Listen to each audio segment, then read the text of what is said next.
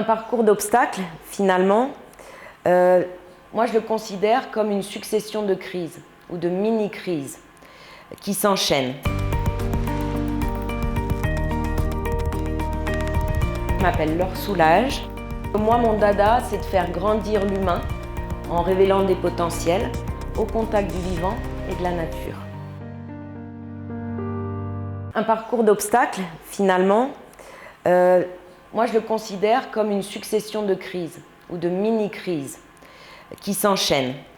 Et comme toute cellule de crise, enfin toute crise est donc mise en place de cellules de crise, il y a 4 actions ou mesures d'urgence qui s'imposent et qui sont facilement mémorisables par l'acronyme OPA. Et j'ai trouvé ça rigolo parce que OPA, c'est une des allures du cheval, puisqu'il y a le pas, le trot et le galop. Et OPA, ça veut dire observer, protéger, alerter et secourir. Ça, c'est la vocation d'une cellule de crise. Et bien, alors même qu'on est en pleine crise, il faut, en même temps qu'on est au plané, commencer à regarder l'obstacle d'après. Parce que rien qu'avec votre regard, ça va impacter votre posture, votre position sur le cheval, et donc lui donner une indication de où est-ce que vous voulez aller et comment vous voulez y aller.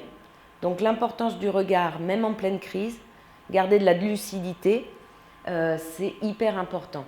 Et autant vous dire qu'à cheval, quand on saute, ça décoiffe. Hein.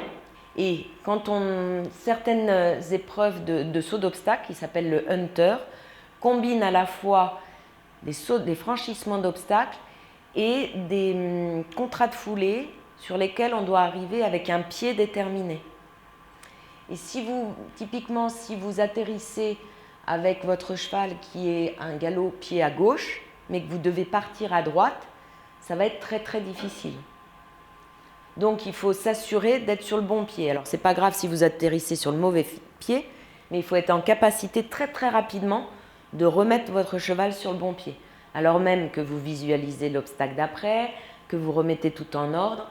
Donc ça demande beaucoup de précision et c'est pour ça aussi qu'il faut répéter ces gammes pour être capable de le faire très rapidement. On doit franchir le dernier obstacle comme s'il y avait un obstacle après. Parce que c'est vrai que quand on finit une série d'obstacles, une série de crises, arrive un moment où on voit la dernière crise et puis on se dit « ouais, c'est bon, je tiens le bon bout ». Et en fait, c'est quand on relâche la tension, hein, quand on croit que tout est gagné et que finalement on fait tomber une barre. Là, on est sorti de piste, on n'a pas fait la dernière barre et on est content et on félicite son cheval. Et on retourne, ça c'est important, on retourne dans l'espace de détente. Celui où on s'est échauffé, on va l'utiliser pour marcher son cheval le plus longtemps possible.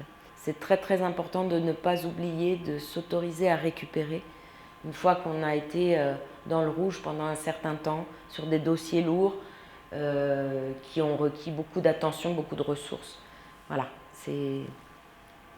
on sous-estime souvent l'importance et l'avantage de consacrer du temps à cette phase de récupération. En fait, pris par le temps, par la pression du résultat, on a souvent tendance à n'utiliser qu'une infime partie des outils qui sont à notre disposition, et surtout en période de crise. En équitation, il y a plusieurs catégories d'aides, dont la plus précieuse demeure celle qui est non technique, celle qui se cultive, qui s'entretient, se construit dans le temps, car elle requiert de la confiance mutuelle et des expériences partagées, qu'elles soient réussies ou non. Cette donnée la plus importante pour moi, c'est la relation à l'autre, puisque le cheval est un partenaire indispensable de ma propre réussite.